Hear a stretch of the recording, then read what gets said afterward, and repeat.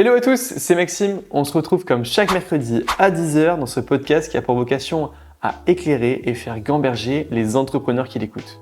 Pour me présenter, j'ai 21 ans, je suis entrepreneur et investisseur dans l'immobilier. Et au quotidien, j'accompagne aussi des entrepreneurs comme vous à investir dans l'immobilier. En effet, j'ai un accompagnement qui aide les entrepreneurs à investir dans leur premier investissement locatif de A à Z et il est garanti au succès de l'opération. Juste avant de vous laisser avec l'épisode du jour, je tenais à remercier Blanc et son cofondateur Simon qui m'accompagnent sur le podcast. Blanc, c'est un compte bancaire qui facilite la gestion financière des indépendants. D'ailleurs, Simon est intervenu lors du 11e épisode du podcast que je vous invite évidemment à écouter après cet épisode et que vous pourrez retrouver sur toutes les plateformes d'écoute. Vous êtes aujourd'hui des dizaines d'auditeurs à avoir testé Blanc et à en être pleinement satisfait, à avoir une application qui vous aide sur votre gestion financière au quotidien et je vous remercie d'ailleurs pour les retours que vous nous avez faits. Pour tous ceux qui ne sont pas encore inscrits, je vous invite à consulter le site de Blanc, www.blanc.app. On se retrouve à la fin de l'épisode. Bon visionnage!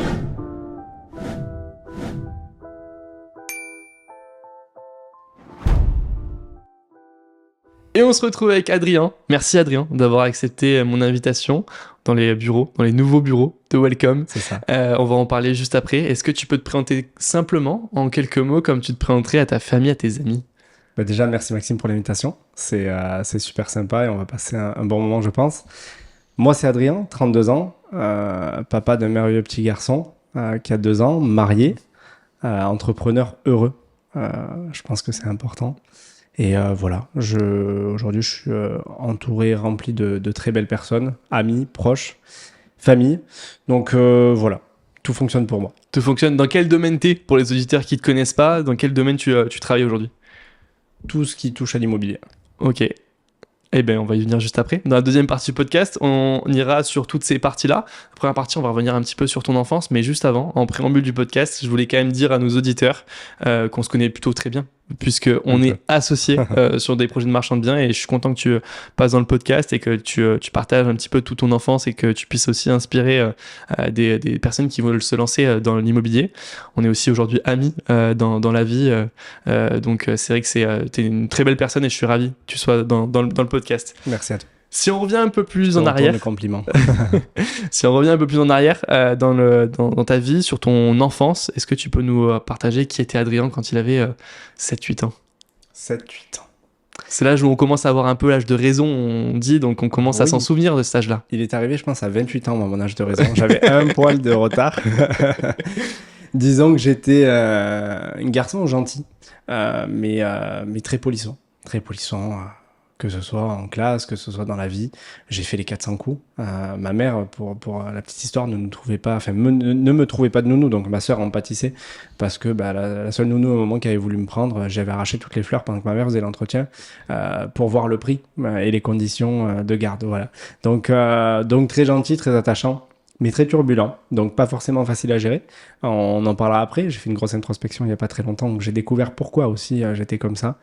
Mais disons que voilà, ma mère avait d'autres choses à penser. On n'a pas eu une vie forcément hyper facile. J'ai grandi seul du coup avec ma maman et ma sœur, et donc dans un milieu populaire. Et ma mère, disons que bon, à l'époque, on m'a qualifié d'hyperactif. Enfin, elle a dit il est hyperactif, il n'y avait rien à faire. J'avais des lunettes, je cassais mes lunettes, je cassais tout. J'avais cette chose-là, enfin ce phénomène de destruction en moi, et bon, on pouvait rien faire.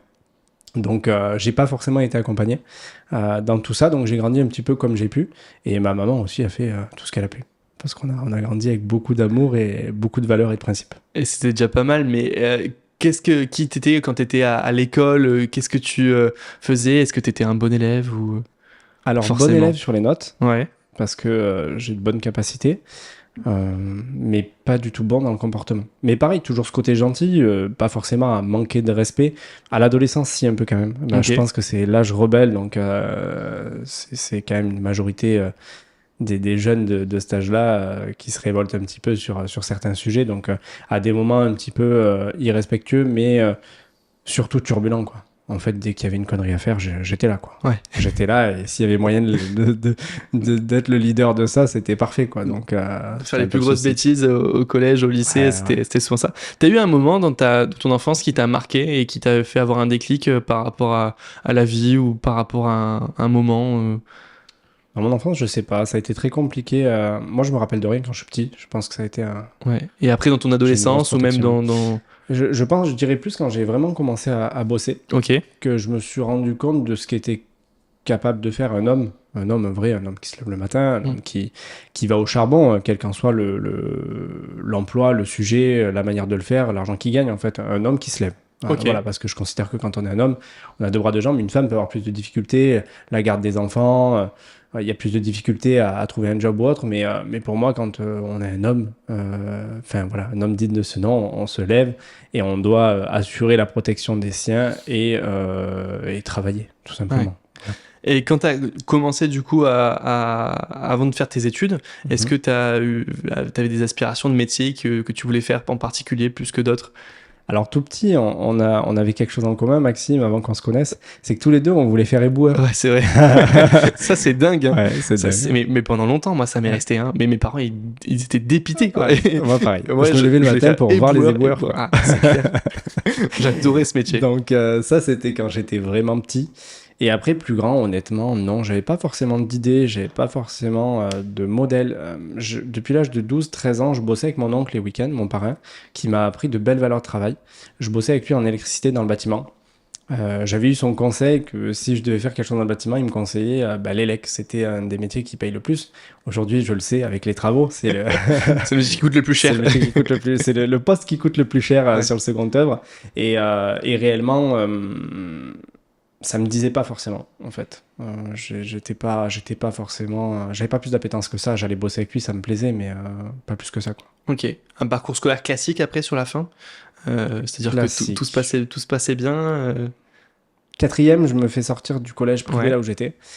J'ai eu des gros soucis avec un prof d'anglais avec qui j'ai été pris en grippe. Mais quand je te dis pris en grippe, en fait, je pense qu'il avait vraiment les boules. J'avais 15-16 de moyenne en anglais. J'étais un peu turbulent comme je l'ai dit, mais j'étais pas méchant. Mais lui, on avait quelqu'un qui m'avait vraiment pris en grippe et qui me faisait un petit peu la misère. Donc c'était compliqué avec ce monsieur, qui a tout fait pour que je sois exclu, qui a réussi. Donc chapeau à lui et merci parce que finalement j'ai connu d'autres choses. Et je me suis retrouvé du coup dans un collège public en 3e, où je finirai pas ma 3e. Enfin, je la finirai, je me présente au brevet, je fais rien au brevet, je mets mon nom, tout ça, puis je sors dès que je peux parce que ça m'intéresse pas, parce que je me dis que dans tous les cas je peux rien faire avec et que j'aime pas du tout l'école. Et je finis ma 3e avec 2 mois et demi de stage en boulangerie. Donc oui, si à un moment je voulais faire quelque chose, c'était la boulangerie. J'ai eu un petit peu peut-être d'inspiration d'un de mes cousins qui avait été boulanger, pâtissier, glacier. À un moment, je crois qu'il avait été meilleur apprenti de PACA sur certaines, je sais plus si c'était en pâtisserie ou boulangerie. Certaines épreuves ou quoi. Ouais, c'est ça. Donc peut-être un peu d'inspiration de lui, honnêtement je sais pas du tout. C'était un peu le grand cousin, il roulait avec des super voitures, enfin il était génial quoi, il était génial et c'est peut-être pour ça que je m'étais collé un petit peu sur le sujet, puis il gagnait déjà bien sa vie. Donc c'est peut-être inconsciemment ce qui m'a fait choisir ça. Et j'étais très content. Le boulanger voulait me garder et en fait ma mère a poussé pour que j'aille parce que j'étais pris en général en fait, mais je voulais pas aller en général. Je m'ennuyais assez au collège et j'ai dit ça va être pire quoi. Ça va être vraiment pire et là on est au collège entre guillemets. J'avais quand même la conscience que j'étais jeune et que je pouvais pas continuer sur cette donne là. Donc du coup je pars sur une filière professionnelle qui était de la maintenance industrielle, que finalement je retrouverai un peu plus tard, on en parlera, et je pars sur le BEP. À l'époque, c'était la dernière année de BEP. On était sur l'année charnière en passant sur le bac pro 3 ans. Ok. Toi, t'as connu que ça. Ouais. Mais nous, à l'époque, c'était vraiment l'année charnière, c'était la dernière année de BEP. Ok. Et donc, je me retrouve en classe avec un petit peu que des fous, parce que dans ces matières-là, il n'y a pas des grandes têtes non plus. Donc, on était tous là, et à plus vouloir s'amuser, c'est l'âge con, quoi. C'est vraiment l'âge con. Mais c'est de bons souvenirs. Ok. De bons souvenirs. Ça marche. Je finirai pas l'année non plus. Non. Voilà. Encore une année que tu finiras. Ouais. Tu découvriras après, et je pense qu'on va en parler dans la fin de ton parcours personnel, pourquoi en fait tu n'aimais pas l'école, mais tu renchaînes quand même avec un CAP mécanique. C'est ça. Juste après ça, et du coup, juste avant, tu fais le CAP plomberie. Ouais. C'est ça en premier. Ouais, d'abord ça. CAP plomberie. Vas-y, parle-en nous du coup. Donc en fait, ce qui se passe, c'est que je me retrouve à 17 ans, un petit peu trop libre de ce que je faisais de mes journées parce que je voulais plus aller à l'école. Dans tous les cas, j'étais exclu de celle-ci, mais je voulais pas reprendre quoi que ce soit comme cursus. Ok. Et je voulais travailler. Mais en fait, quand je commence à faire le tour des boîtes intérim, que je commence à aller voir quelques employeurs, tout le monde me refuse parce que j'ai 17 ans. Donc trop de contraintes, trop de choses à aménager. Déjà que le code du travail et la législation française est assez compliquée. Je comprends aujourd'hui les employeurs qui m'ont refusé. À l'époque, je comprenais pas trop parce que j'étais hyper volontaire et très travailleur, comme je suis aujourd'hui. Mais donc voilà, je comprenais pas trop. Et donc, je me retrouve à me dire, bon, bah, allez, je vais faire un CAP. Et donc, à l'époque, mon parrain ne pouvait pas encore me prendre parce qu'il n'avait pas sa société depuis assez longtemps. Parce qu'en fait, en fait, quand je travaillais avec lui, on était au black, quoi. Donc, plus jeune, c'était comme ça.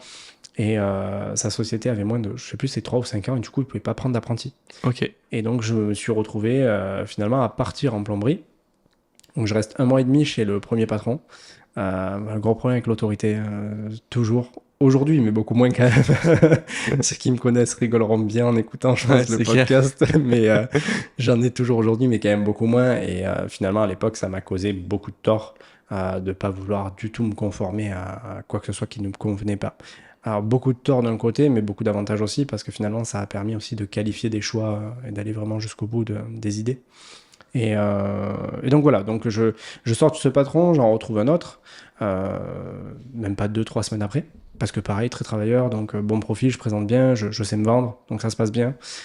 Je reste là-bas 8 mois, 8-9 mois. Mais pareil, ça me plaît plus, donc en fait, je finis mon année, puis au CAP, j'ai tous les profs qui me disent, mais qu'est-ce que tu fais là? Parce qu'au CAP, plomberie, t'apprends limite à compter, enfin, c'était pas fait pour moi. C'était pas de mon niveau, en fait. Mais moi, je regarde pas ça. Moi, je regardais le métier. Je m'étais dit, au moins, j'aurai un métier en main. Après, je démarre, je fais quelque chose. Je ferai de l'argent. Parce que, en fait, le fait d'avoir jamais eu d'argent, je me retrouve à me dire, il me faut de l'argent. En fait, c'était finalement une obsession de me dire, il faut que je trouve un boulot, il faut que j'ai de l'argent. C'était un petit peu comme ça. Et donc, voilà. J'arrête ça en cours d'année. Et à ce moment-là, j'enchaîne des petits jobs d'intérim qui sont pas forcément fameux. Puis je pars à ce moment-là à l'AFPA. Ok. Et juste avant de venir sur l'AFPA, je voulais savoir, c'était quoi ton rapport avec l'argent quand tu étais jeune, notamment à cette période-là? Tu as quoi comme rapport avec l'argent? On a l'impression que tu as des standards par rapport à aujourd'hui qui sont très très bas, où tu as vécu une situation plutôt difficile. C'est ça. Comment tu le vis? Comment je le vis? Je le vis très mal. Parce que, en fait, finalement, j'ai toujours eu des ambitions sans avoir les moyens de les réaliser proprement, disons. Et donc, j'ai fait des bêtises en étant plus jeune. J'ai pas forcément fait des choses qui étaient gratifiantes. Mais aujourd'hui, je me dis que je regrette rien. Ça fait partie de mon parcours et ça a fait la personne que je suis. Ça a été très compliqué. Ma maman bossait 10 à 12 heures par jour. On a toujours été bien habillés. Quand je revois un peu les photos, je vois dans les yeux de ma mère un peu la souffrance quotidienne, la fatigue. On voit qu'elle, elle n'est pas toujours bien habillée. Nous, on avait la dernière paire de chaussures. Bon, on prenait très soin des affaires, sinon on se faisait cartonner, quoi. Mais voilà, on était toujours bien habillés. De l'extérieur, on va dire, on ne savait pas forcément qu'on avait des problèmes d'argent à ce niveau-là, on va dire. Et donc, moi, j'ai un rapport qui est très complexe. Très, très complexe. Je veux de l'argent. J'ai envie d'en faire. Je suis volontaire, mais j'ai aucune connaissance. J'ai aucune éducation financière. J'ai personne dans ma famille qui est dans le monde des affaires. J'ai personne dans ma famille qui a réellement réussi. Qui a même investi dans l'immobilier? Non, personne pour ça. Okay. On est famille d'immigrés de l'après-guerre, italiens, espagnols. Chez nous, le CDI, c'est le Graal, quoi. Voilà. Et en fait, j'ai bien compris que c'était pas pour moi, cette histoire. Et donc, ma mère était énormément inquiète sur mon parcours, dont on va parler notamment sur les petits jobs d'intérim où, en fait, moi, des fois, je restais une après-midi. Voilà, et je rentrais en plein milieu de la journée, ma mère me dit, mais qu'est-ce que tu fais? Mais je suis parti. Mais comment ça t'es parti? Mais il m'a gonflé. Il m'a dit telle et telle chose, il m'a fait telle réflexion, mais elle me dit, mais c'est pas ça la vie. Et donc on en revient à cette fameuse chose qui m'a causé beaucoup de tort en étant jeune, mais qui finalement a permis de confirmer beaucoup de choix. Et donc sur le rapport à l'argent, très compliqué, j'ai pas forcément plus de mots que ça à dire, c'est que on va le découvrir après sur ce que je vais apporter, mais si on m'avait dit il faut 10 000 euros pour démarrer une affaire, c'était le bout du monde. Aujourd'hui, 10 millions, je commence à me dire, bon, c'est un challenge, il va falloir trouver des investisseurs, tout ça, il va falloir faire des choses, mais avec ce qu'on fait aujourd'hui, je trouve ça génial, quoi. Je relève le challenge immédiatement. À l'époque, c'était pour moi impossible, c'était une porte fermée. C'est ça. T'as élevé tes standards fois 10, fois 100, fois 1000, largement avec ce que t'as fait. Donc du coup, tu t'en étais où tu rentres à l'AFPA. Est-ce que tu peux nous expliquer déjà ce que c'est l'AFPA, cet acronyme, et qu'est-ce que tu y fais là-bas? C'est l'association de formation professionnelle pour adultes. Ok. On se retrouve finalement avec des chefs d'entreprise qui sont nos profs. Donc moi j'aimais ça. Pareil, sous les conseils de mon parrain qui m'avait dit va à l'AFPA. Je pense que lui, il avait capté que j'étais pas trop bête, mais que j'étais pas fait pour l'école. Ouais. Et donc, il m'avait dit, va à l'AFPA, tu verras, ça te plaira. Et donc, à l'époque, passionné de bécane, j'adore ça. En fait, j'ai passé ma jeunesse à trafiquer des motos, mettre des kits, des scooters, voilà, tout ça. Un peu de cross, un peu de tout ça. Donc, je me dis, allez, je vais faire mécanique moto. Et donc, je suis à l'AFPA, ça se passe très bien. J'ai un super prof qui nous a beaucoup apporté. Je suis le plus jeune de la section parce que en fait c'est des reconversions pour adultes. Donc généralement on se retrouve là-bas entre 30, 35, 40 ans. Il y avait même des personnes de 50 ans qui en fait pour leur dernière quinzaine d'années de job voulaient faire autre chose que ce qu'ils avaient fait toute leur vie ou autre quoi. Donc ça se passe bien et quand je sors de là-bas, donc diplômé haut la main, tout se passe correctement. Toujours passionné, toujours l'envie de faire ce job. Et plus calme par rapport aux autres activités un peu scolaires, un peu plus dans les rangs par rapport aux autres, parce que t'étais avec des personnes plus âgées, donc j'imagine que c'était moins la fête un petit peu à droite à gauche, t'es moins... Oui, plus calme, oui, parce qu'on s'agit quand même, mais j'étais encore assez jeune. Okay. Je me suis calmé vers l'âge de 21 ans. Ok. 21, 22 ans, quand j'ai commencé le déplacement, et quand j'ai commencé à comprendre un peu la vie. Tu sais, quand t'es loin de chez toi, quand t'as la vingtaine, t'es un gamin, t'es loin de chez toi, t'es loin de ton quotidien, c'est la première fois que tu pars, parce que c'est pareil, on n'est jamais parti en voyage ni rien. Je veux dire, on n'avait pas les moyens de se faire des vacances. J'ai découvert le ski, j'avais 20 ans, 19 ans, 19 ans, quand j'ai eu mes premières payes pour aller au ski, tout ça, quoi. Donc, oui, je découvre un peu le monde, je découvre la vie, j'ouvre mon esprit, parce que j'avais l'esprit très fermé. À la base, moi, je sors d'un quartier, on est là, on pense qu'on est finalement...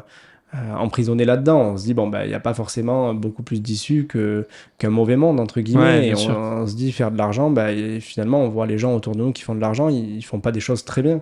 Et on n'a pas d'exemple. Donc là, je m'ouvre au monde, je fais du déplacement, je commence à avoir des payes. Et donc, j'ouvre complètement mon esprit. Et à l'époque de la mécanique moto, je suis mélangé avec des adultes. Donc déjà, ce qui est bien, c'est que je suis pas forcément suivi dans mes conneries. Donc c'est déjà pas mal. Donc c'est plus des conneries sur l'humour, sur des choses comme ça. Il y a plus de manque de respect, il y a plus de tout ça à cette époque-là. J'avais assez grandi pour ça, quoi. Ok.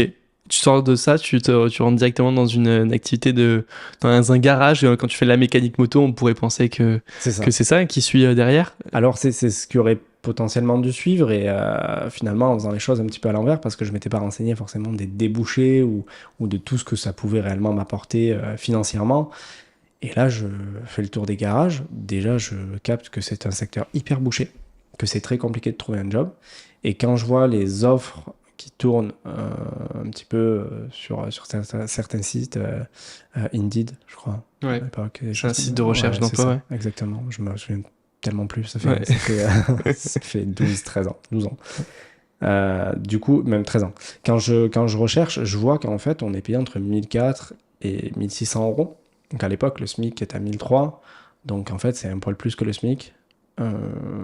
Maxi 1008. Je me dis, waouh, si je suis excellent, peut-être que je vais être à 2000. Je suis un grand passionné, je suis un grand travailleur. Je me dis, je vais exceller. Enfin, dans tout ce que je fais, je veux exceller. Donc je me dis, je vais être le meilleur et je vais être à 2000. Mais 2000, je fais quoi? J'étais assez lucide pour comprendre que 2000, ça allait être compliqué toute ma vie, quoi. 2000, c'est bien quand t'as 20 ans, mais ça dure 1 ou 2 ans, quoi. Après c'est, je veux dire, c'est les premières payes qui sont cool. À ce moment-là, t'avais déjà l'aspiration et l'ambition de gagner beaucoup d'argent? Ouais, beaucoup. Ouais. T'as toujours eu ce rêve-là de gagner beaucoup d'argent? C'est pour ça que j'ai fait des bêtises, parce qu'en fait, j'ai voulu avoir des choses que je ne pouvais pas avoir à l'époque, et je n'avais pas les moyens de les avoir. Moyens, pas intellectuels, mais l'ouverture et la vision. Ouais. J'ai pas rencontré les bonnes personnes. Et donc finalement oui ça amène pas sur les bons sujets. Et on a beau avoir une grande vision, si on n'est pas bien entouré, une grande ambition, pardon, si on n'a pas la bonne vision et si on n'est pas bien entouré, ça marche pas. Donc là je me retrouve te rendre compte que forcément diplôme, cette voie, elle est pas c'est ça. elle te permet pas d'atteindre ces objectifs C'est et ça. l'ambition que tu as, et du coup tu pivotes, tu changes directement. Alors je pivote finalement malgré moi. Ouais. Je me retrouve avec Guillaume d'ailleurs qui a une agence immobilière maintenant. Ok. Je me retrouve avec Guillaume qui tient une casse moto à l'époque, Ouais. casse moto et donc garage moto aussi. Guillaume qui me reçoit et qui me dit mais écoute, tu me plais, en fait tu me plais, tu me donnes vraiment bonne impression. J'ai un collègue qui cherche, c'est pas de la mécanique moto, c'est de la plus grosse mécanique, il fait ça un petit peu des fois sur des engins de TP et des hydrocureurs. Des hydrocureurs. Les hydrocureurs, c'est vulgairement les camions pompe-merde, c'est les camions qui Ok. débouchent les égouts, Ouais. tout ça. Et donc, je me retrouve à rencontrer ce gars, qui est Mika. Ce sera mon premier et dernier CDI de ma vie. Et je me retrouve avec Mika qui démarre sa boîte et qui a besoin de quelqu'un, qui est volontaire, qui a envie de bosser. Et donc là, je découvre la mécanique plutôt industrielle. De la mécanique sur des engins de TP, de la mécanique sur des hydrocureurs. Donc on a des vannes, on a du pneumatique, on a de l'automatisme, on a de l'élec, des choses que j'avais en moto, mais à petite mesure sur certaines choses. Mais là, on est vraiment sur de la grosse mécanique industrielle. Ok. Cette période-là, elle dure combien de temps et comment ça se termine? 10 Pourquoi? mois. Ouais. Voilà, ça dure 10 mois parce que au début, Mika en fait est en train de lancer sa boîte et aujourd'hui je le comprends à 400%. On sait ce que c'est que de lancer des boîtes, on sait l'énergie que ça prend et les moyens qu'il faut mettre en place. Et Mika, je pense qu'il a vite compris que j'étais bosseur. En plus, c'était très avantageux venant d'un milieu populaire. On avait des aides. En fait, il ne payait pas. S'il me prenait en CDI, il ne me payait pas de charge pendant plus d'1 an sur mon salaire. Donc, c'était tout bénef pour lui. Moi, c'était tout bénef pour moi. J'étais bien payé. Et je me retrouve du coup à faire à la base 35-43 jours. Ouais. Puis il me dit, au début, il me dit reste chez toi. Je dis, bon, c'est génial. Je fais des semaines, je bosse 3 jours, j'ai 4 jours de repos, je suis bien payé, tout va bien. Et puis finalement, non, il me dit, tu peux bosser jeudi. Ouais, ben ok, pas de souci, tu peux bosser vendredi, ok. Et finalement, on vient à bosser 5,5, voire 6 sur 7. Et pour précision, je travaillais à 1h15 de chez moi à l'époque. Ouais. Donc, entre la route, tout ça, à l'époque, je m'entraîne un peu, je fais un peu de boxe, puis un petit peu les collègues, les sorties et tout ça, je trouve plus forcément le temps d'avoir mes loisirs. Et donc, j'en parle. Et parce qu'un jour, j'ai un presque accident. Je me retrouve en travers sur le bord de la route. Et parce que je me suis endormi. Et il m'a dit, j'ai dit, Mika, il faut qu'on trouve une solution. Et il m'a dit, ouais, ben écoute, viens me voir dans 2 jours. Je réfléchis et viens me voir dans 2 jours. Et en fait, j'étais trop jeune pour entamer la discussion avec. Et je pensais que le patron, c'est lui qui décidait. C'était comme ça. Et en fait, on s'est vu 2 jours après. Il m'a fait une rupture conventionnelle. Ok. Donc, ça a été assez brutal pour moi. Et je pense qu'il ne le sait pas encore à ce jour. D'ailleurs, je dirais d'écouter le podcast. Mais ouais, ça a été assez brutal. Mais c'est quelqu'un qui m'a beaucoup aidé. Ouais. Quelqu'un qui m'a beaucoup aidé, qui m'a appris beaucoup de choses et envers qui je serai toujours reconnaissant. Je l'ai croisé il y a 3 ans de ça.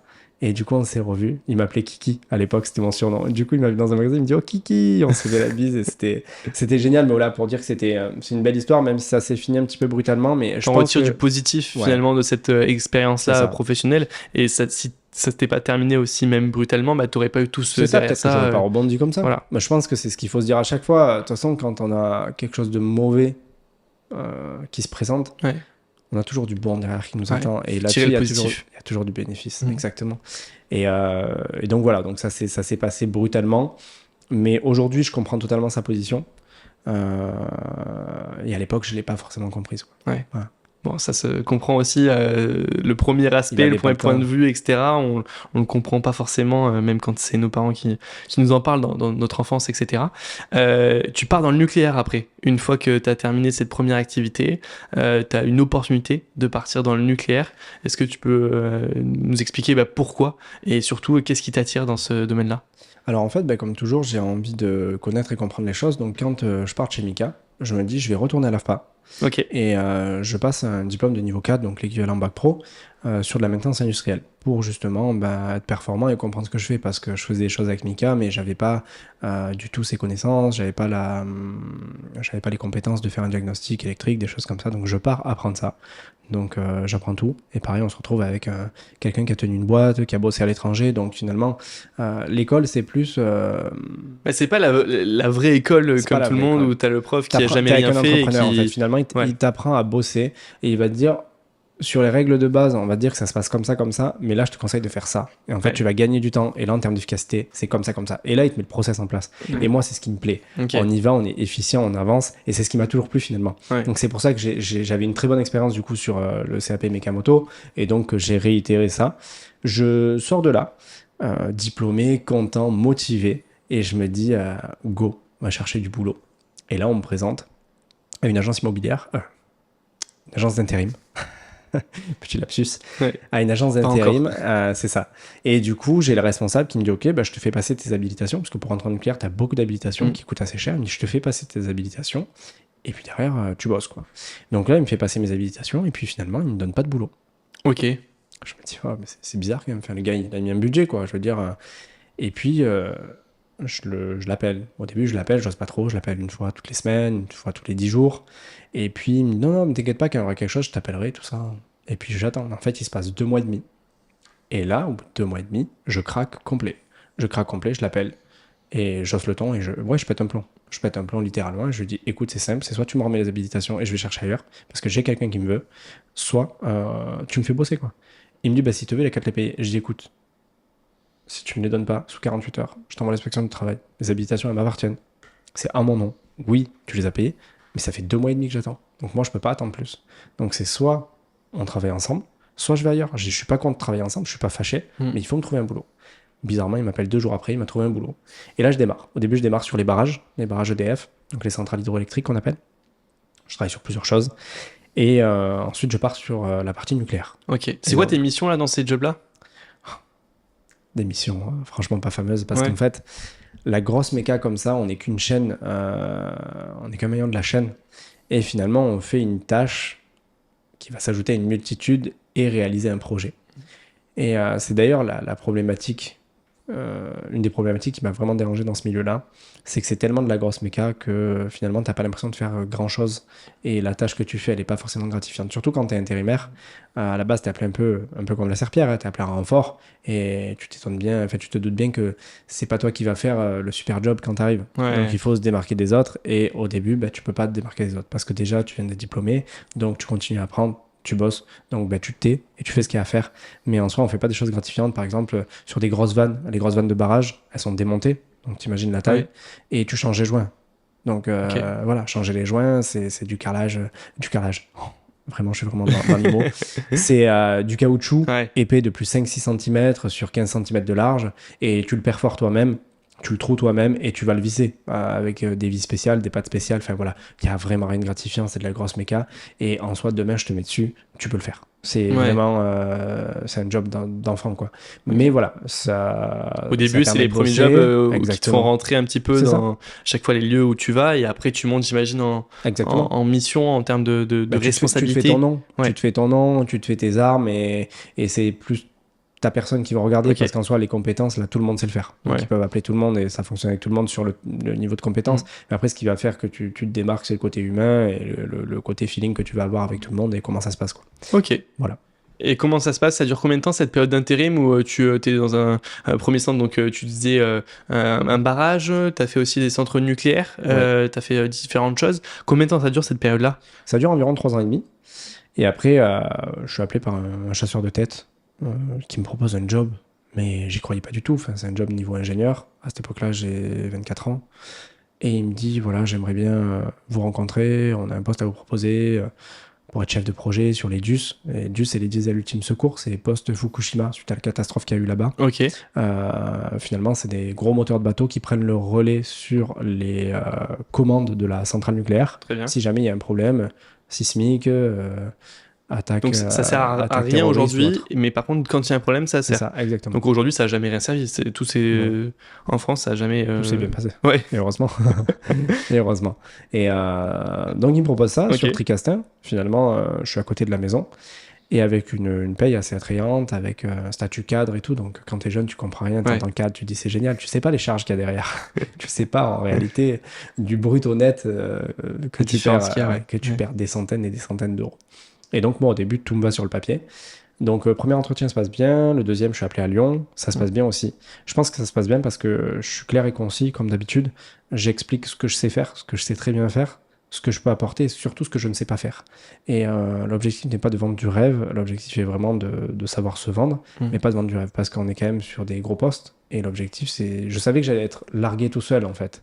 C'était une création de poste en plus, c'est-à-dire que j'allais être avec un homologue pendant 4 semaines pour qu'il me forme sur le poste qu'il venait de découvrir il y a 6 mois. Ouais. Et sur lesquels il n'y a pas de base, et sur lesquels, en fait, tu ne sais pas réellement de quoi tu dois t'occuper. On s'occupait de toutes les non-conformités qu'il y avait sur ce projet-là, mais on ne savait pas réellement. Voilà, c'était... Parce qu'en fait, le projet est tellement gros, c'est des milliards. Il y avait plusieurs entreprises qui s'étaient groupées pour réaliser ce projet d'Edus. Ok. Il y avait une entreprise acheteuse qui n'était pas l'entreprise poseuse de matériel. Ouais. Pour la faire très simple. Et finalement, celle qui devait poser disait que ce n'était pas possible. Sauf que l'entreprise qui achetait était une entreprise d'élec. Donc, il n'avait aucune compétence sur de la mécanique. Donc, il cherchait un expert méca. En fait, je suis arrivé en tant qu'expert méca et mini-chef de projet sur toutes ces non-conformités. Donc, j'avais 2 gars en permanence et je gérais cette partie-là et je gérais la sous-traitance également sur l'Edus. Tu as une première petite équipe que tu gérais et tu manageais. Et après, on avait un peu de sous-traitance. Ok, c'est ça. Ça marche. Bon, donc, c'est là où commence un peu le travail d'équipe. C'est là où je commence à écrire mes premiers mails, à faire toutes mes fautes de français sur lesquelles on me reprend et à mettre un peu dans le grand bain de ce poste-là. Je suis qu'avec des ingés. Donc, techniquement, je suis bon. Sur le terrain, je suis meilleur qu'eux. Théorie et calcul, les mecs... il me dépasse 1000 fois. Mais en soi, ça se passe bien parce que pareil, bon rapport humain, bon contact et c'est une très belle expérience. Ok. Voilà. Et c'est là que tu viens clôturer un petit peu tout ce parcours intérim, etc., tes premiers jobs et les premières parties de ta vie perso avant d'entamer le parcours immobilier et de voir comment tu es devenu aujourd'hui marchand de biens, cofondateur de l'agence Welcome et Nuxia, etc., dont on va parler. Est-ce que tu peux nous partager sur tes investissements immobiliers, comment tu découvres finalement l'immobilier? C'est à quel moment tu as le déclic d'investir dans l'immobilier? Alors, c'est plus jeune que cette période-là. On remonte à 3 ans en arrière, j'avais 21 ou 22 ans. Je rencontre Alex, qui est un ami aujourd'hui. Je le rencontre et puis lui, il me dit qu'il est dans l'immobilier, tout ça, il tient une agence immobilière. Bon, moi, à cet âge-là, je venais de commencer le déplacement depuis à peu près 1 an. Donc, j'étais encore un peu avec cette vision arrêtée. En fait, à la base, je faisais du déplacement pour faire de l'argent. Je me suis mis un petit peu dans le déplacement pour les mauvaises raisons. Heureusement qu'après j'ai redressé la barre, j'ai fini sur un bon poste et aujourd'hui je ne fais plus les choses pour l'argent. Pas directement on va dire. Et donc je me retrouve avec ma mauvaise vision face à Alex qui me dit mais pourquoi tu fais pas de crédit? Et je lui dis mais comment ça un crédit? Il me dit mais oui mais tu peux investir en immobilier, tu fais un crédit, t'achètes des trucs, tu les loues. Je me dis, mais qu'est-ce qu'il me dit? Enfin, moi, les gens qui avaient une maison, ils étaient riches. En fait, aujourd'hui, je me rends compte que les gens qui ont une maison, généralement, ils ont le cœur de cou pendant 20 ans, 25 ans. Et à l'époque, pour moi, c'était des gens riches. Et donc, ils me parlent de ça. Je me dis, wow, ouais. Je me dis, lui, c'est un riche aussi. C'est un riche, il est en train de me raconter je ne sais quoi. C'est pas possible pour moi. Il me dit, je dis, mais je gagne pas assez d'argent. Il me dit, mais t'es fou. Je faisais entre 5 et 6 000 euros par mois. J'avais 21, 22 ans. Et il me dit, mais attends, il y a personne qui fait cet argent-là à ton âge, quoi. Bien sûr que tu peux largement investir. Bon.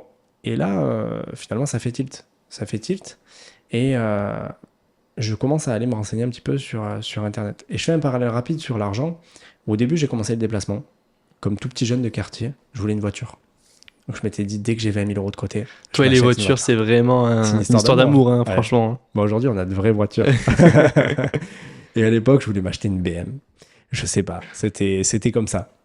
Et une voiture qui valait combien à peu près pour comparer à aujourd'hui, tu vois, à ta vision? Dans les entre 15 et 16 000 euros. Ouais, donc pour toi, c'était la voiture ultime, c'était la très belle voiture.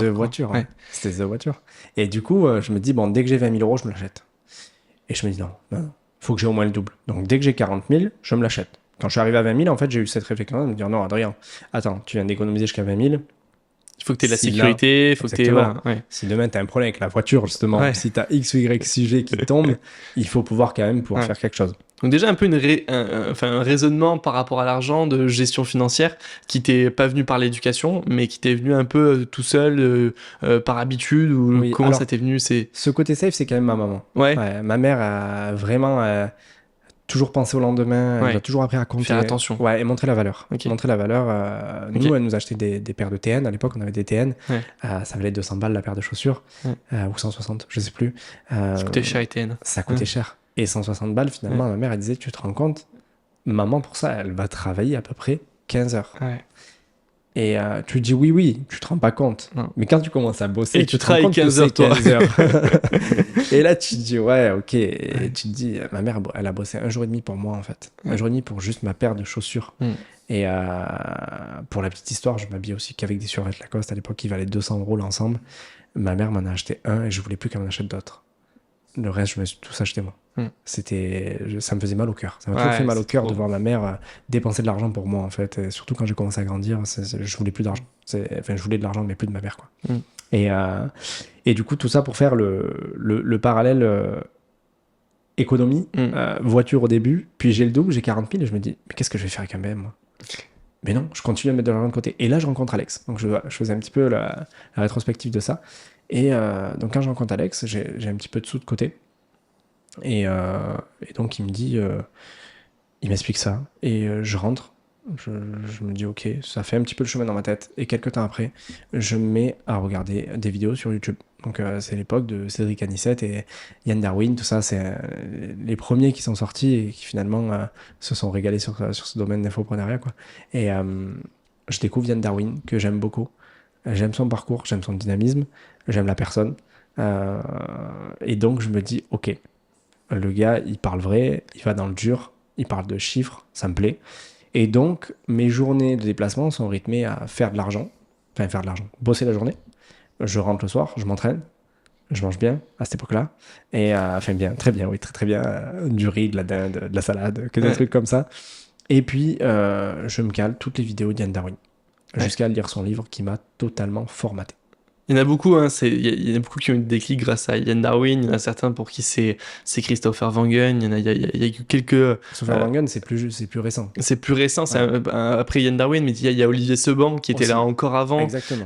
Cédric Anissette dont on parlait, etc. Mais c'est qu'il y en a eu pas mal qui ont permis d'avoir des déclics de fou. Et je pense que moi aussi, je suis team Darwin. Il y a différents teams, etc. Mais je suis team Darwin à 200%. Et je sais que sa formation, j'ai jamais vu une formation aussi qualitative que celle de Yann Darwin. Elle était incroyable. Elle m'a fait débloquer pas mal de choses et je te carre avec toi, Darwin à 100%. Et donc pendant cette période-là où tu te rentres et tu te formes et tu t'informes avec Yann Darwin, tu passes à l'action directement. Tu mets combien de temps avant de acheter ton premier appartement, ton premier bien immobilier? Si je dis pas de bêtises, je crois que je mets une grosse année et demie. Ouais. Ça doit être ça à peu près. Et j'achète un bien. Ok. J'achète un local commercial. Donc ta première opération, ton premier investissement, c'est un local commercial. Ouais, c'est un local commercial que je prends. 2 adresses en angle de rue, bas de rue piétonne, donc emplacement numéro 1, parce que sur les rues piétonnes, tu as plusieurs emplacements. Celui que tu as toujours là? Ouais. Ah oui, c'est celui-là le premier. Ouais. Ok. Je pensais pas du tout. Je vais pas le lâcher, ça doit être les sentiments. Ah non, mais c'est clair, trop sentiment. C'est les chiffres. Les chiffres, ils sont pas mal sympas. Et donc, ouais, j'achète ce local. Donc, à l'époque, je l'achète à une personne qui est déjà en place. C'est un bar tabac depuis l'après-guerre. J'achète ça à une succession. Ils le vendent pas cher. Et finalement, les premiers acquéreurs, en fait, se sont désistés. C'était les patrons du bar tabac. Okay. Mais voilà, entre eux, ça allait pas. Et le monsieur s'est pas présenté. C'était en plein divorce. Ouais. Et où ils allaient divorcer, je sais plus. Et il s'est pas présenté. Donc finalement, il a mis un lapin à tout le monde. Et donc, c'est revenu à la vente. C'est revenu à la vente au même prix. Et là, moi, comme j'étais en recherche et j'avais rencontré des agents, notamment une agence dans laquelle je démarrais mon parcours immobilier quelques années après sans le savoir, avec qui j'ai acheté 3 fois avant de démarrer là-bas. Je rencontre des agents qui m'écoutent, qui comprennent mon projet, qui comprennent ce que je cherche. Et donc, je vais sur ce local, j'achète en 12 ans, mensualité dans les 617 €, quelque chose comme ça. Ouais. Donc un taux qui est assez bas aussi, 1,15 à l'époque, donc c'est assez intéressant. J'achète ça 72, je crois dans les 78 avec frais de notaire, quelque chose comme ça. J'ai plus les chiffres exacts en tête. Et à l'époque, il sortait 860 ou 880 de loyer. Donc c'était une jolie affaire, mais c'était pas non plus mirobolant. Par contre, j'avais eu un tips, c'est qu'elle avait pas fait les choses en bonne et due forme. Normalement, quand tu renouvelles le bail, après les 9 ans, tu dois faire une lettre comme quoi tu souhaites qu'il soit renouvelé sous les mêmes conditions pour poursuivre en fait après le renouvellement des 12 ans. Tacitement, quoi. Ouais, c'est ça. Ouais. Et elle l'avait pas fait. Et donc là, tu peux engager un déplafonnement et récupérer en fait certaines choses. Donc là, je déplafonne. À l'époque, elle n'avait pas la taxe foncière à sa charge. Donc avec négociation, elle accepte 50% de la taxe foncière, mais j'inclus dans le bail que si un jour il y a un repreneur, lui paiera 100%. Et j'augmente le loyer, je passe de 860 ou 880, je passe à 1050. Ok.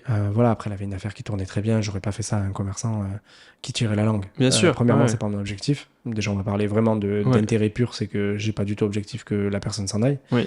Et puis t'as juste rééquilibré par rapport au marché, j'imagine qu'à côté, ça devait être à peu près... je suis allé me renseigner à côté et on était quand même sur des loyers sur la même superficie Exactement. qui était entre 1000 et 1200 euros. Donc finalement, elle était même sur la moyenne basse. Ok. Mais bon, c'était quelqu'un qui, voilà, elle voulait tirer un petit peu la couverture vers Quand elle. on t'augmente ton loyer, évidemment, t'es Voilà, jamais c'est content. ça. Peu importe qui t'es, nous demain, on nous augmente le loyer d'ici, on n'est pas content et c'est la première chose. Exactement. Mais par contre, on vient rééquilibrer quelque chose qui était juste et là, c'est le cas dans ce que t'as fait et ce que t'as réalisé. Donc, c'était ce qu'il fallait faire. Premier investissement réussi, déjà. Et après, t'enchaînes, tu fais d'autres invests? C'est ça. Alors en fait, quand j'ai réalisé la révision de ce loyer, j'avais déjà réinvesti entre temps. Ok. Parce qu'il s'est passé quand même 1 an et demi. Et j'avais fait un bail notarié. On en parlera plus tard, mais qui me servira bien quand t'attires le rideau et que je me retrouve avec 10 mois d'impayés. Ouais. Donc, faire c'est beau soi-même quand c'est dans l'habitation. Pourquoi pas, et encore que faire dans du commercial où le juridique est très important, notarié ou alors même avocat, bail d'avocat. Finalement, ça rime. C'est la même chose, c'est une personne de droit, etc. Ça coûte peut-être un peu moins cher le bail notarié que le bail d'avocat. L'avocat peut-être prendre un peu plus cher, je sais pas. C'est vrai que le notaire, je le connaissais un petit peu, donc ça s'est bien passé. Ça s'est fait.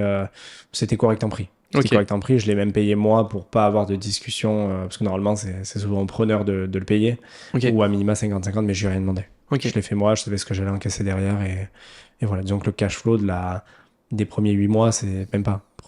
Premiers 6 mois, c'était pris. Le cash flow que j'avais en plus, l'augmentation. Mais voilà, j'ai quand même pris à ma charge. Ok, ça marche.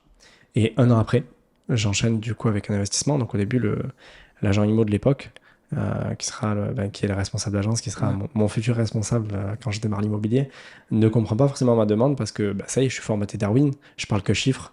Il y a 0 sentiment, on est là pour les chiffres, on est là pour la renta. Et donc je lui dis, je veux ça. Et il me dit, je pense que Adrien, c'est pas fait pour toi, c'est peut-être un peu tôt, t'as jamais fait de travaux. Je dis, mais c'est pas grave, ça. Je vais apprendre. Je vais apprendre et surtout, je vais tout faire. Il me dit, oui, mais c'est quand même un gros investissement et tout ça. Et il essaie de me diriger vers des apparts à rénover. Et donc, en fait, il m'amène vers un premier appart. Je lui dis, il y en a 2 autres. Il me dit, oui, il y en a 2 autres. Je lui dis, on arrête tout de suite. Il me dit, ok, on retourne à l'agence. Et je dis, on s'est pas compris. Je veux vraiment quelque chose avec des travaux. Je veux de la renta, je veux créer de la charge, quoi. Et il me dit ok. Et là, un jour, il m'appelle sur une maison qui avait été en partie squattée sur l'étage. Le bas, les locataires étaient partis. Il y avait des lambris de partout. C'était à moitié moisi. C'était vraiment... C'était dégueu. C'était dégueu. Ce qu'on aime. Ce qu'on aime finalement. C'est quand ça pue. Voilà, c'est ça. Tout ce qui pue, on aime. Ça, exactement. C'est comme quand tu sens le carton du placo quand ça a été posé. Tu sais que ça y est, ça sent bon sur l'avancement des travaux. C'est un peu pareil, quoi. Il y a des odeurs comme ça qui font que c'est clairement les odeurs des affaires, quoi. Et vaut mieux que ça pue quand tu commences à chercher un bien que quand tu as fini les travaux, déjà. Ouais, c'est toujours mieux. Et inversement avec le placo, si quand tu fais ta visite, ça sent le placo bien tout neuf, etc., bah ça sent pas bon, ça sent pas la bonne affaire. À moins qu'il y ait un problème. Voilà, un mauvais divorce, des choses comme ça. Mais c'est rarement une très très bonne affaire, souvent une personne qui veut faire la marge ou de la plus-value sur ça. C'est ça. Voilà, il vaut mieux que ça pue quand on commence à trouver ou à chercher une bonne affaire. C'est ça. Du coup, c'était le cas. Voilà, avec cette maison qui fait 200 mètres carrés, avec 2 garages, 4 garages. 2 garages annexes à la maison et 2 autres garages en fait en périphérie. Et la maison est déjà scindée en 2. Il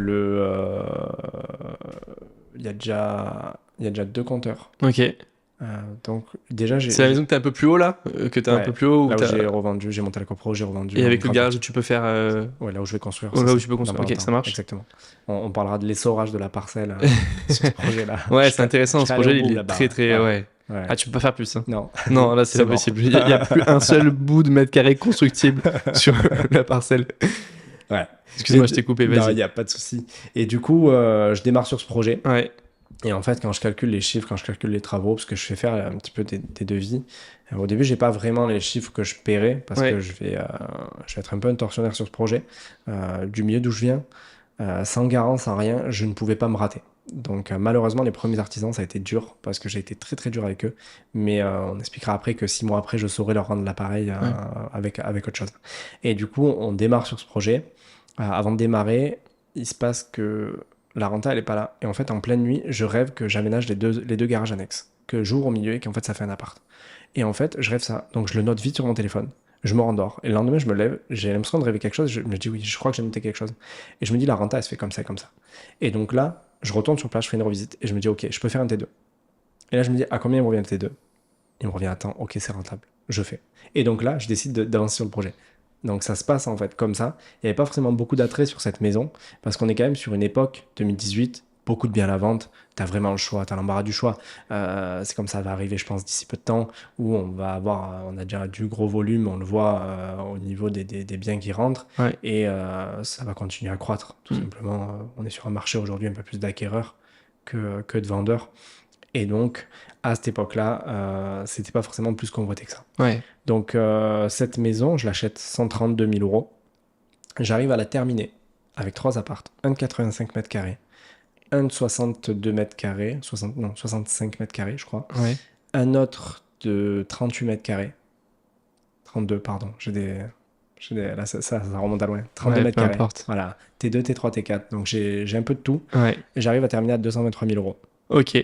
Chacun avec jardin indépendant, des places de parking devant parce que la rue c'est une impasse et tout le monde se garde devant chez soi donc il n'y a pas de problème. Et je sors 2200 € de loyer. Voilà. C'est beau. C'est beau. Une belle rentabilité. C'est beau, c'est propre et surtout c'est un très beau produit.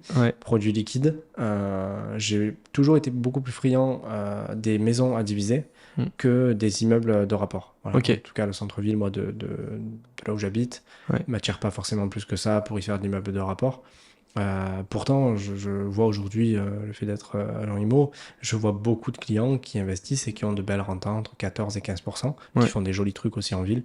Mais moins liquide après à la revente, donc il faut penser... faut vendre le chiffre en fait. C'est ça. En fait, tu prends de la renta, mais il faut penser que tu vas vendre ta renta. Exactement. Et en fait, ça c'est moi quelque chose, je mets toujours en garde mes investisseurs. Je leur dis voilà, les gars là c'est super, il y a du chiffre, il y en a plus que là-bas. Ici voilà, on est sur un projet rentable. Tu vas revendre ta rentabilité. Par contre, tu pars sur une maison que tu as divisée, tu as un poil moins de renta. En soi, tu peux quand même en sortir, en délotant un peu, en arbitrant partiellement. Donc, voilà, on est en des petits tips comme ça. Mais dans tous les cas, tu prendras pendant et surtout après. Parce qu'après, tu as une belle plus-value. Voilà. Ok, ça marche. Donc, deuxième projet aussi intéressant.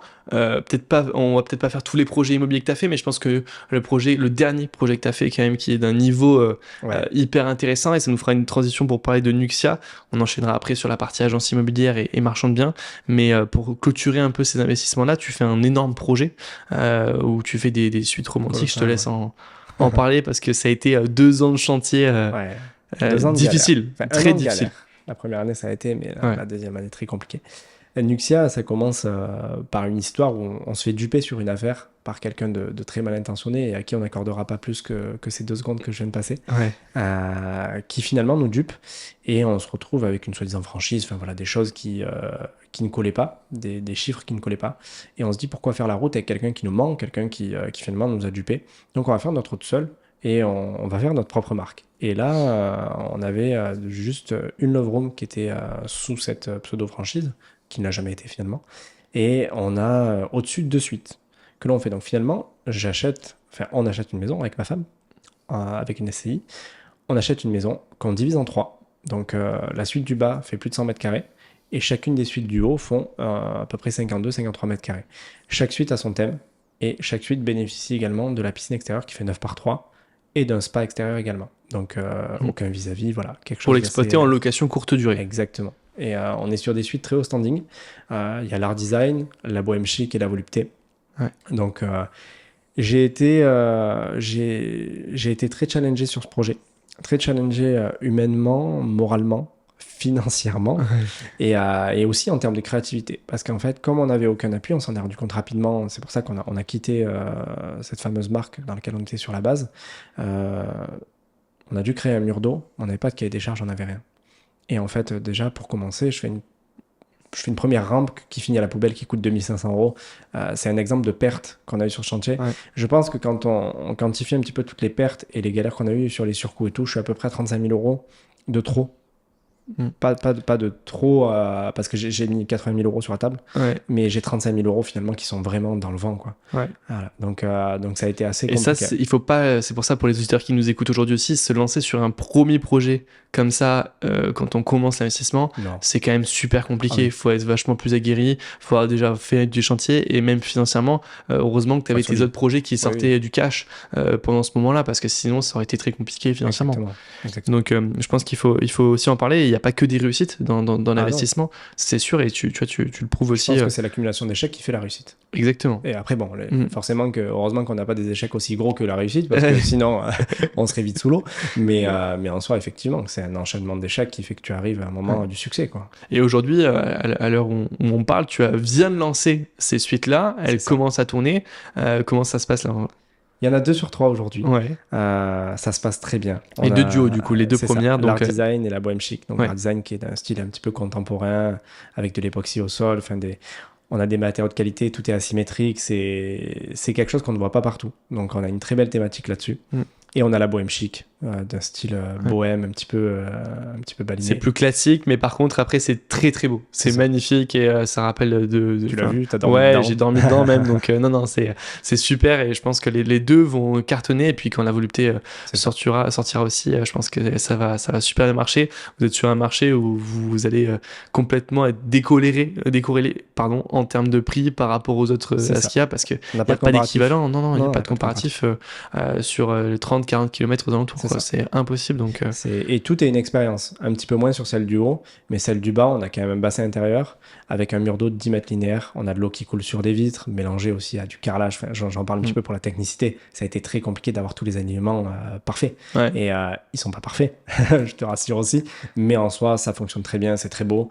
Voilà, on a un spa intérieur, on a une douche qui fait plus de 5 mètres carrés avec des ciels de pluie encastrés. On est sur, pareil, sur l'époxy, moquette de marbre. On a un hammam tout fait maison.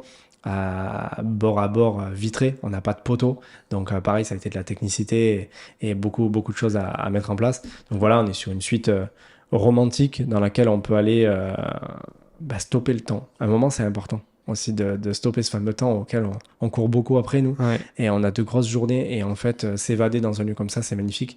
Donc c'est vrai que pour toutes les personnes qui souhaitent un petit peu s'évader dans la région du Gard, Nuxia Suite & Spa, je pense que c'est pas mal. Si vous êtes sur le chemin, ça peut être ça.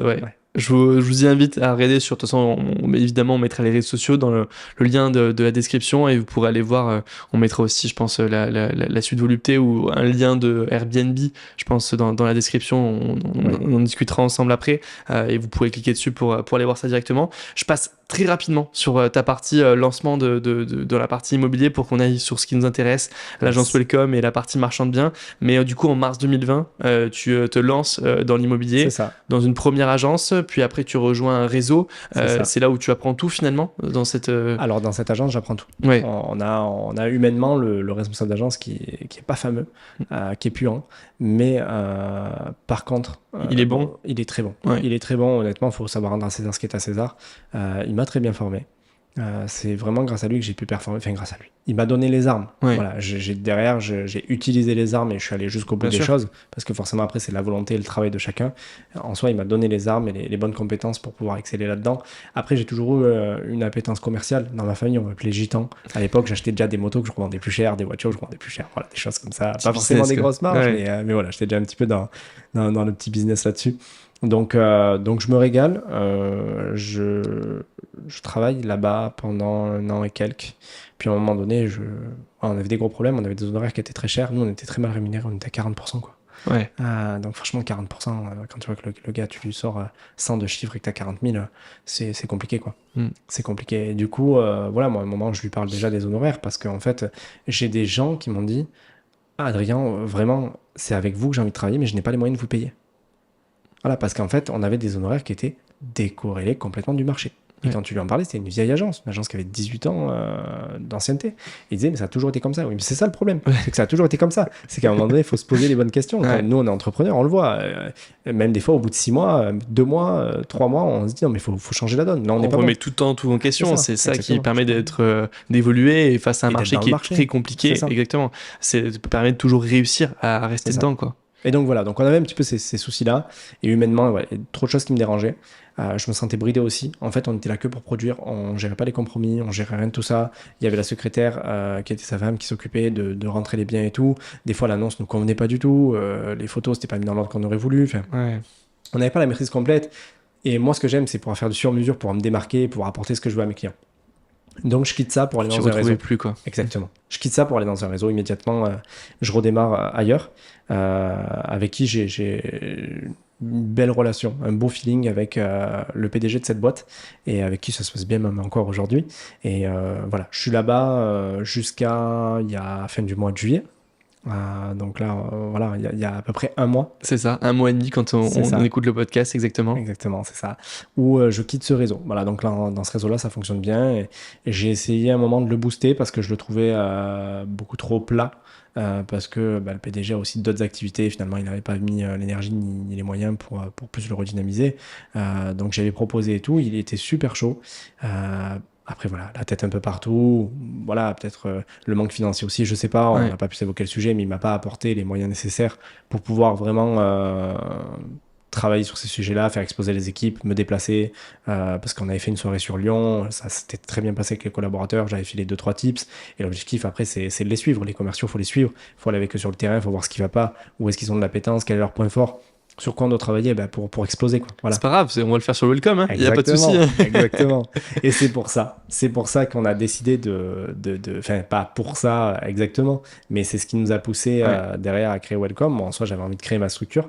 Toi, t'étais moyennement chaud, et finalement. Honnêtement, ouais, c'est vrai. Pour être très sincère, au début, moi, j'étais même pas du tout chaud parce que quand je faisais les calculs, je me disais, mais par rapport aux marchands de biens, c'est pas rentable, les gars. Enfin, tu sais, on en parlait souvent. Je dis, mais qu'est-ce qu'on va s'embêter à créer une agence immobilière? Et puis, on a vécu une année très compliquée commercialement où même le marché était pas simple non plus, mais commercialement, on avait de plus en plus de mal à sourcer des projets. On est de plus en plus de mal à sortir des projets surtout. Et on se rendait compte que la plupart du temps, c'était parce qu'on était avec des agents immobiliers avec qui on s'était maqué dès le début, avec qui on avait signé des mandats exclusifs sur la revente, etc.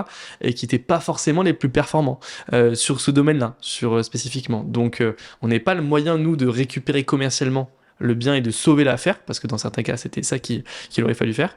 Et là, je me suis dit, j'ai trouvé tout l'intérêt du système. Je me suis dit, ouais, là, ok, il y a un intérêt de créer une agence immobilière.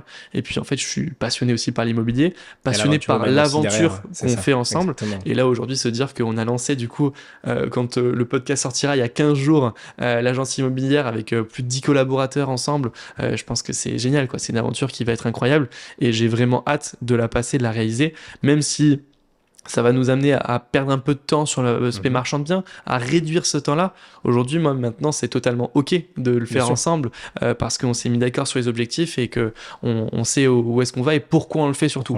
Et au début, quand on en a parlé ensemble et que tu m'as dit « Putain, moi, j'ai envie de monter une agence immobilière et tout », je voyais pas l'intérêt au début. J'ai mis du temps quand même. Bon, pas trop de temps non plus, hein, je crois. 2 mois ou 3 mois. En fait, c'est ça. C'est le WTB, finalement, qui a changé. C'était dense, le WTB, en nouvelle. Hein. Ouais, alors le WTB, explique-le pour ceux qui connaissent pas. Alors le WTB, c'est un événement qu'on organise avec ma femme, uniquement avec des entrepreneurs et investisseurs gravitant autour de l'immobilier. Le Week Team Business. Le Week Team Business, exactement. On part en fait, c'est une semaine avec des fous de l'immobilier et on se régale, on s'apporte des tips, il y a des ateliers, enfin on s'apporte énormément de choses. On n'est pas là pour en faire la pub, de toute façon les gens après s'ils veulent s'intéresser, ils s'intéresseront, mais voilà, c'est là-dessus où on a quand même statué sur beaucoup de choses, notamment sur le marchand, on travaille en exclu ensemble. On avait déjà commencé à se dire on va bosser ensemble. Ça faisait 2 mois et demi, je crois 3 mois. C'était depuis fin novembre. Ouais, on avait dit on va essayer, on va tester. Voilà. Et moi je t'avais dit que je continuais avec mon associé actuel sur cette partie-là et qu'après on verra ensemble pour le secteur du Gard, faire quelques opérations. Et en fait, on a vu que ça matchait de fou, quoi. Et que beaucoup mieux. On était tous les deux moteurs et on avait tous les deux ce problème-là dans nos associations d'avant où on n'était pas forcément moteur. Et là on s'est dit ensemble on est 2 moteurs et on peut avancer ensemble. Et on manque aujourd'hui un peu de structuration par rapport à ces différents projets, mais je pense que ça va venir avec le temps. C'est très récent, hein, ça fait 6 mois qu'on a commencé à exploser, mais on a vite explosé, quoi. Ouais. Vite explosé, 3 millions de chiffre d'affaires en marchand, des marges Exactement. de l'agence Welcome. Moi, à Ouais. côté, bon, j'ai quand même le petit, la vie de famille, les clients toujours à gérer côté agent IMO dans Ouais. le réseau dans lequel j'étais, puis la création de Welcome, puis toi, tu as aussi toutes tes activités. Exactement. À Puis la côté, création ouais. de l'agence Welcome, ça a été quelque chose, quoi. Ouais. On savait que c'était du travail, toi plus que moi. Ouais. Moi, j'étais pas prêt. Ouais. Moi, je savais que c'était beaucoup de Ouais. boulot de créer une marque, créer une identité, etc. Et on s'est fait bien accompagner. Heureusement, on fait Heureusement. un bisou à Alexandrine, évidemment. J'espère C'est qu'elle clair. écoutera le podcast. C'est clair. Est-ce que tu peux nous parler de qu'est-ce que c'est que l'agence Welcome par rapport à une autre agence immobilière? C'est quoi la différence qu'on va avoir? Alors, l'agence Welcome, Je vérifie ce que tu dis. Hein. on a des process très novateurs. On va digitaliser au max l'ensemble des process, l'ensemble de la communication. Et c'est ce qui va faire aujourd'hui toute notre différence. Ce qui fait également notre différence, ça va être toute l'apparence qu'on va pouvoir procurer sur une annonce, de par son contenu, de par le graphique. Ça va être également la puissance de marque qu'on va développer. Tout le lifestyle également d'équipe qu'on pourra suivre et comment accompagner nos équipes. On a quand même beaucoup de flèches à notre arc aujourd'hui pour pouvoir bien accompagner tous nos collaborateurs, parce qu'aujourd'hui ils comptent sur nous. On a quand même un petit poids sur les épaules, c'est que des gens se sont engagés avec nous alors que c'est naissant. C'est clair, c'est leur vie professionnelle hein, qui est en jeu et moi je le prends complètement. Enfin, la responsabilité est énorme et je pense qu'il faut en avoir conscience. On a l'impression qu'il monte là un peu. C'est clair. Là, il faut... à quelques jours du lancement. C'est ça. Il faut. Mais on est prêt. Ouais, on est prêt. On est totalement prêt et c'est plus la pression de présenter que de travailler. Parce qu'en soi, le travail, on le connaît. Sait qu'on le fera, et ça va se faire comme il faut. Donc, on a des gens qui débutent, qui nous ont rejoints. On a des gens de très belle expérience qui nous ont rejoints. Je pense à quelques personnes qui nous ont fait confiance et où je suis très content. Et ces gens-là, on va leur apporter toutes les armes nécessaires pour pouvoir travailler avec de la qualité et faire du chiffre. L'objectif, c'est de faire du chiffre. C'est qu'à un moment donné, si on fait du chiffre, c'est qu'on a satisfait notre client et tout le monde est content. L'objectif, il est vraiment là. Donc, on va leur apporter nos projets de marchand. Déjà, ça, c'est une première chose. On va leur apprendre à sourcer des projets de marchand. Donc, on va pouvoir faire des entrées-sorties x 2, 3, 4, ce qu'ils n'auraient pas fait ailleurs. On va également leur apprendre à prospecter d'une manière tout autre que ce qui peut se faire. Parce que, je veux dire, tu as rencontré énormément d'agents IMO, beaucoup plus que moi. Moi, j'en ai rencontré un petit peu. On voit le niveau. On voit également toutes les lacunes qu'on peut avoir sur le terrain. Moi, je me suis bien rendu compte de tous les process qui étaient erronés dans les structures dans lesquelles j'avais travaillé. Quand j'échange avec d'autres collègues agents IMO, que je vois leurs process, je vois bien qu'on est bien loin de ça. On est bien loin de ça. On a des nouveaux process. On ne peut pas parler de tout. On ne peut pas parler de tous nos logiciels et de notre façon de faire. Bien sûr, Mais en soi, on a toutes les armes pour les faire exploser. Et vraiment, on se démarque pour moi par ce côté novateur, digitalisé, jeune. Jeune, dynamique. Et je trouve qu'on a réussi à faire le meilleur des deux mondes. Donc, il y a le monde du réseau de mandataires, le monde de l'agence immobilière, et on a fait le mix des deux, qui est parfait. Et aujourd'hui, on n'a que des entrepreneurs qui ont rejoint l'équipe et qui ont vraiment une envie, une niaque pas possible pour tout démolir. Donc, on a la chance d'être entouré par des belles personnes qui nous ont fait confiance sur le papier. Parce que j'avoue qu'on se regardait ensemble en février quand on s'est dit oui. On s'est dit, mais est-ce qu'on va avoir des gens qui vont nous rejoindre, qui vont nous faire confiance dès le début, et on n'avait même pas le nom de l'agence, qu'on avait déjà 5-6 collaborateurs qui avaient signé avec nous, quoi. Donc c'est génial, ça montre aussi que ce qu'on a fait déjà auparavant dans l'immobilier, ça a fonctionné, et le réseau qu'on s'est construit, il nous fait confiance aujourd'hui. Ils nous ont même rejoint après des années d'expérience dans différents domaines, dans différents réseaux, agences, etc. Et c'est ce qui leur plaît, c'est l'aventure humaine qu'on est en train de monter avec eux. Et donc non, ça c'est ce qui leur plaît, un beau projet. C'est nous. Le personal branding qu'on véhicule chaque jour, je pense que c'est hyper important et ça fait aussi partie de nos process, pour chacun d'eux, parce que l'objectif c'est que eux ils explosent et derrière ça fait boule de neige avec nous, quoi. Donc ils sont conscients de tout ça. Ils sont conscients aujourd'hui, je pense, ils savent pourquoi ils nous ont rejoints aussi. C'est clair. Il y a beaucoup plus de côté humain et de valeur, et de toute façon c'est ce qu'on recherchait. Les gens qui nous font confiance aujourd'hui, on les remerciera, je pense, 100 fois, parce que ils sont venus, c'est une coquille vide. En soi, je veux dire, en termes de chiffres, il n'y a pas de chiffres. Zéro. Voilà, même si en soi, c'est une coquille qui est pleine d'idées, pleine de process et pleine qui est bien structurée, en soi, en termes de chiffres, il n'y a rien. Aujourd'hui, on doit faire nos preuves. Aujourd'hui, nous, on sait combien ils peuvent générer déjà aujourd'hui. On sait ce qu'on peut leur apporter et combien on peut leur rapporter en plus, mais eux ne savent pas. Et donc, ils nous ont fait grandement confiance et je pense qu'on sera reconnaissant là-dessus. Ouais. Et on peut parler un peu de tes débuts en marchand de biens. Est-ce que tu peux nous parler d'une opération qu'on a en cours là, que tu peux expliquer un peu aux auditeurs? Moi, je pensais à celle de Montblanc. Je pense qui est celle la plus intéressante, notamment sur la partie vente à terme, où j'ai eu pas mal de marchands de biens dans le podcast, mais ça, on en a très très peu parlé, voire pas du tout parlé. Donc, je pense que ça c'est intéressant d'échanger un petit peu sur ça. Yes. Ben, Montblanc, ça débarque en fait. Comme je suis pas trop mauvais en tant qu'agent IMO, je suis appelé sur Montblanc, qui a 1h40 de bagnole. C'est finalement le beau-fils de cette personne-là qui m'appelle parce que j'ai vendu à lui sa maison un peu plus chère que ce qu'il en voulait. Donc, et puis il me connaît depuis des années, il voit ce que je fais, il sait que je suis compétent. Il m'a dit Adrien, il faut vraiment que tu ailles aider mon beau-père. Il est vraiment en galère. Ça fait 3-4 mois qu'il est à la vente avec 2 agences, ça fonctionne pas.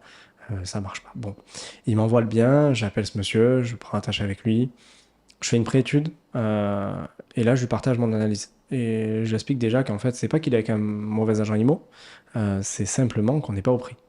Et là, il comprend pas ce monsieur. Il me dit non, mais si, parce que ça vaut ça, ça, ça. En fait, il prenait les prix délotés sur un prix global.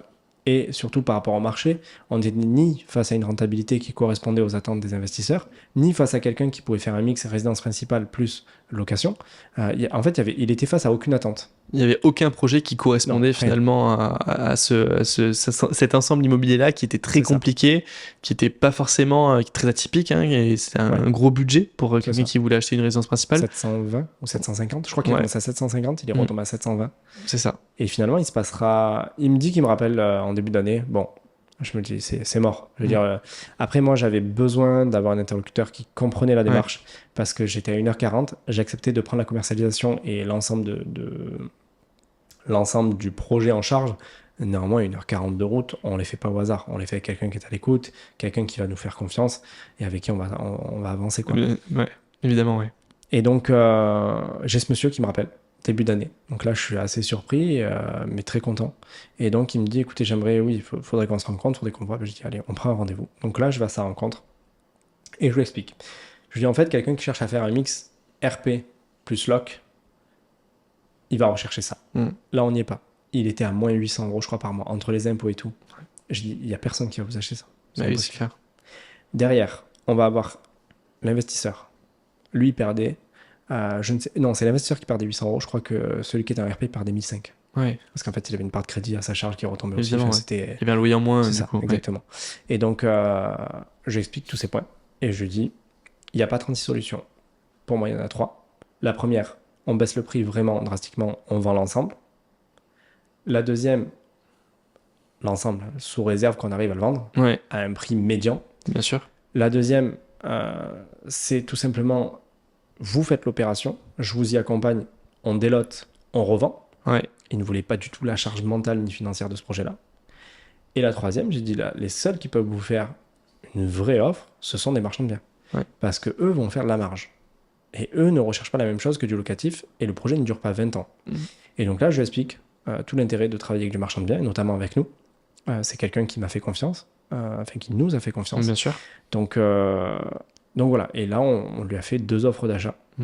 Deux très belles offres qui correspondaient à ses attentes, qui étaient évidemment moins importantes que son prix il gagnait par rapport à ce qu'il pensait. Mais je suis convaincu qu'on lui achète, et notamment grâce à la vente à terme, plus cher que ce qu'il aurait pu vendre à un particulier. C'est ça, et c'est pour ça qu'on avait 2 offres. En fait, on avait 2 offres.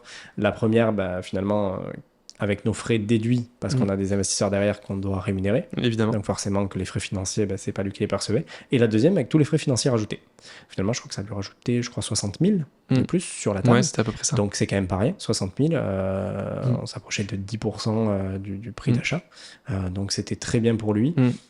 Ça a été un petit peu dur à accepter parce que forcément, quand on est à 700 et quelques et qu'on a une offre à la base un peu plus d'un demi-million, c'est un peu dur à avaler. Néanmoins, il a vraiment compris notre métier et surtout, il voulait pas cette charge.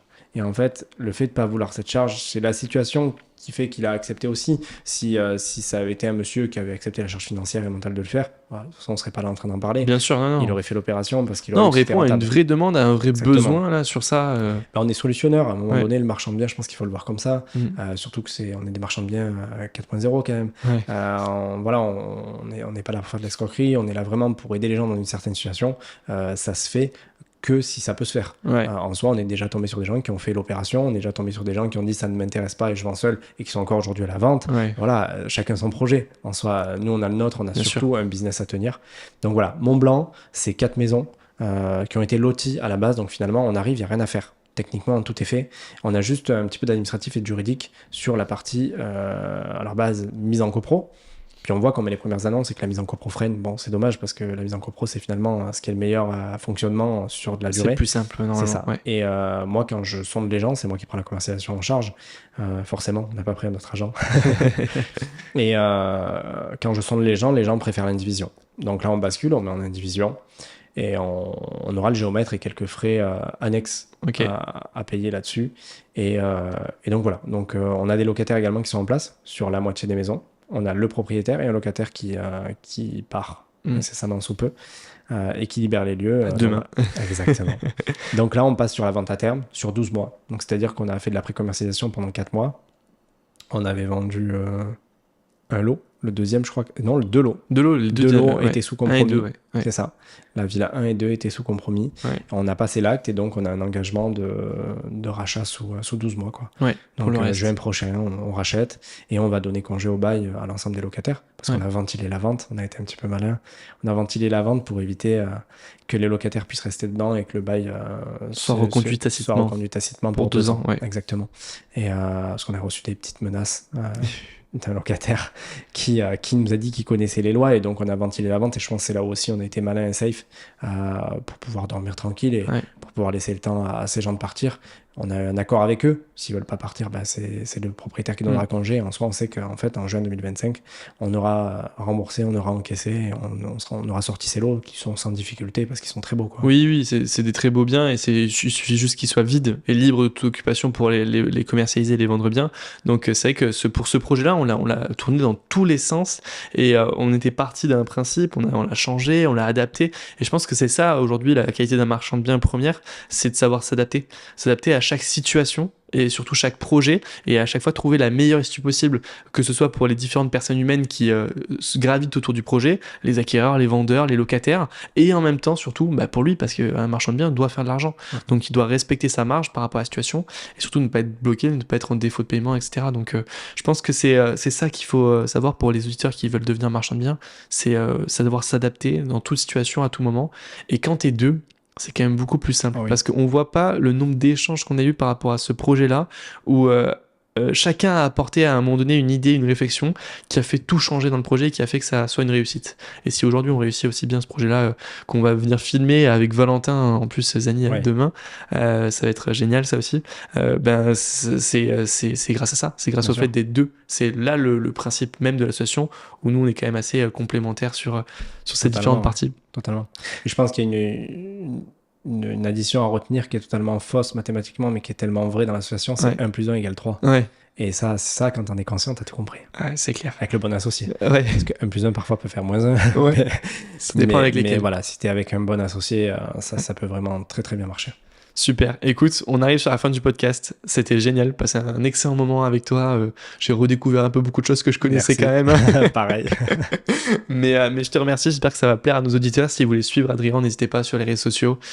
Tu peux le dire là, ton Instagram. Donc moi c'est Adrien Imo Pro. Ouais. Donc voilà, ça c'est pour suivre un petit peu ce qu'on fait nous tous les jours. Marchand de biens, investissement, un petit peu de tout, agent IMO et l'agence Welcome prochainement, voilà, vous allez suivre l'agence Welcome, j'espère, où on est fondateur avec Maxime, sur lequel on véhiculera beaucoup de choses, la vie de l'agence, tout le lifestyle, toutes les techniques.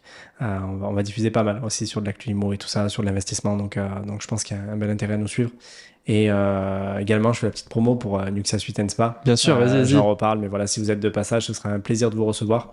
Et très honnêtement, vous ne serez pas déçus. Et pour clôturer, est-ce que tu peux me donner un conseil que tu donnerais à un entrepreneur qui nous écoute aujourd'hui, un conseil qui t'a toi impacté dans ta vie? Alors, je ne l'ai pas forcément reçu, mais je l'ai vécu. Et c'est ce que je disais au début, c'est que j'avais un comportement un peu plus jeune qui m'avait desservi. Grâce à une introspection assez récente, je fais le petit parallèle, mais j'ai découvert que j'étais HPI, HPE et TDAH. Donc le côté TDAH qui m'a beaucoup desservi jeune. Grosse impulsivité, voilà, des colères qui sont incompréhensibles, voilà, des comportements qui ne correspondent pas du tout à la situation, qui aujourd'hui se calment beaucoup, qui me peinent un peu sur la concentration et sur le travail effectif, mais que je vais gérer très prochainement. Et le côté HPI qui, je pense, m'a beaucoup aidé sur l'école. C'est pour ça que je travaillais pas trop et que ça se passait bien. Qu'il y ait des bonnes notes. C'est ça. Ce que je dirais à tout le monde, c'est vraiment de croire en soi. Parce que j'ai été très têtu, donc parfois à me desservir. Néanmoins, ce que je constate tout au long de ma vie, c'est que quand j'ai voulu aller quelque part, j'y suis arrivé. Et je pense que c'est très important, très très important pour toutes les personnes qui démarrent de croire en soi. Et je pense que le mindset, c'est la base de tout, parce qu'on a beau avoir les meilleures compétences et les meilleures armes dans ses mains, si on n'est pas sûr de soi, on n'en fera rien. Et voilà, je pense que pour clôturer, c'est ce que j'ai à dire. Faites-vous confiance, foncez, croire ses pouvoirs. Pas mal. Oh. Une note de poète en plus. C'est ma signature de mail. Génial. C'est vrai en plus. Ouais. C'est vrai. Écoute, merci beaucoup Adrien. On a passé un super moment ensemble. Vous pouvez nous retrouver et retrouver surtout Adrien sur les réseaux sociaux. Je te remercie. Je te souhaite une bonne journée. Également. J'espère que l'interview vous a plu. N'hésitez pas à vous abonner à la chaîne YouTube, à partager, à commenter. Et on se retrouve mercredi prochain à 10h pour un nouvel épisode.